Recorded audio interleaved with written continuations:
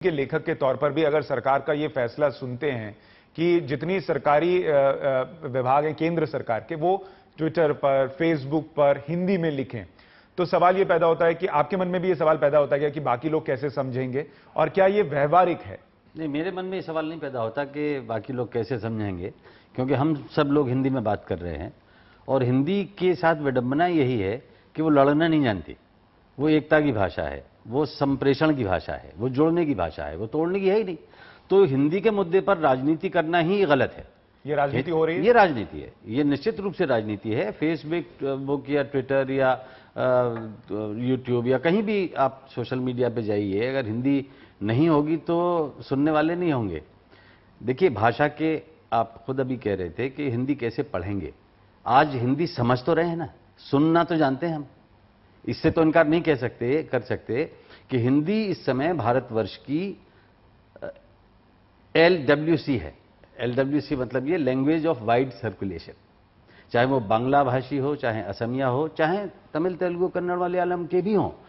सन 65 में जो हाल था कि वो हिंदी नहीं समझ पाते थे, आज हम संचार माध्यमों से, टीवी से इतने आगे आ गए हैं कि दक्षिण भारत पूरी तरह से हिंदी शून्य हो, ऐसा नहीं है।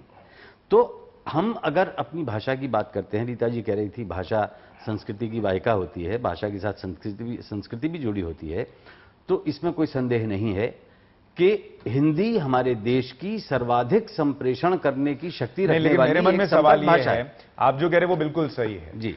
दक्षिण भारत में हो सकता है कुछ हिस्से हो जहां पे हिंदी बोली जाती हो, लेकिन आप खुद फेसबुक पर हैं, आपके हो सकता है 1 लाख या 2 लाख फॉलोअर भी होंगे जी। उनमें से कितने दक्षिण भारत से हैं? और क्या अगर आप हिंदी की बजाय अगर अंग्रेजी का कोई पोएट लिख रहा होता तो क्या ये आंकड़ा 1 लाख या 2 लाख का होता इस देश में? मैं उस आंकड़ों पर नहीं जाता। मैं इसमें एक चीज और जोड़ दूं। हाँ। आप देखिए, इस देश में जितने लेखक हैं जो किताबें लिख रहे हैं, नॉवेल लिख रहे हैं, वो अंग्रेजी में शायद इसलिए लिख रहे हैं क्योंकि उसकी पहुंच बढ़ जाती है। नहीं, वो एक व्यावसायिक बाजार का कारण है। देखिए, हिंदी बाजार में भी है, हिंदी बाजार ने ही फैलाई है। हिंदी किसी सरकार ने नहीं फैलाई, हिंदी किसी सरकारी संस्थान या विश्वविद्यालय ने विकसित नहीं की है।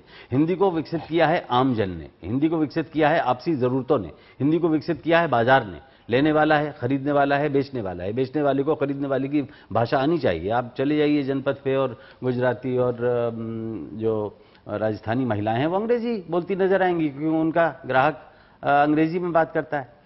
तो सवाल भाषा का ये है कि भाषाएं जिंदगी के लिए हैं कि जिंदगी भाषा के लिए है? नहीं, लेकिन भाषा इसलिए है सर क्योंकि आप किसी से कम्युनिकेट कर रहे हैं। जब सामने वाला आपका कम्युनिकेशन समझ नहीं पा रहा तो फिर वो भाषा कैसे आगे बढ़ेगी? रीता जी, क्या ये दिक्कत होगी अगर ये अभी भी सरकार ने ये साफ नहीं किया है कि वो ये निर्देश वापस ले रही है या नहीं ले रही है? नहीं, कैन आई कमेंट? मुझे इस बात में कुछ कहना है। मैं अशोक चक्रधर जी की बात से सहमत हूँ। इस बात पे सहमत हूँ कि सबसे ज्यादा अगर कोई भाषा भारत में बोली जाती है तो हिंदी है।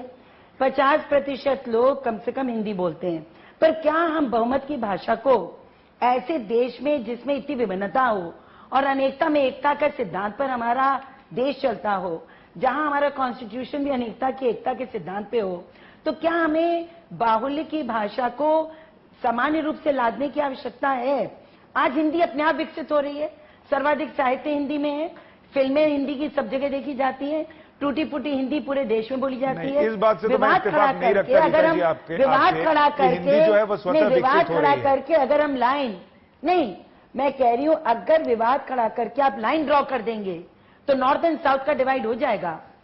हिंदी ज्यादातर हिंदी हार्टलैंड में बोली जाती है, उत्तर भारत में काम करता हूं। मैं थोड़ा सा ब्रेक ले लेता हूं। जीवीएल भी रिस्पॉन्ड करना चाह रहे हैं, विनोद जी भी इसमें कुछ जोड़ना चाह रहे हैं। सर, मैं आपको ब्रेक के बाद सीधा आपके पास आऊंगा। अभी आप बोलेंगे तो बात पूरी नहीं कर पाएंगे। मैं छोटे से ब्रेक के लिए रुक रहा हूं और फिर जल्द लौट रहे हैं। सर साहब, पहले तो खुद ही आपके सारे मंत्री तो अंग्रेजी बोलने वाले हैं, अरुण जेटली से लेके सारे। उनको कहिए ना पहले वो हिंदी बोलना सीखें। वहाँ पर इस तरह का माहौल आप पैदा करिए कि पूरे देश में हिंदी भाषा बोली जाने लगे। इम्पोज करने से कोई लैंग्वेज किसी पर थोपे जाने से नहीं थोपी जा सकती। हम लोग का राष्ट्रभाषा हिंदी है, सो हिंदी को तो रखना चाहिए prime language. So Hindi is the best.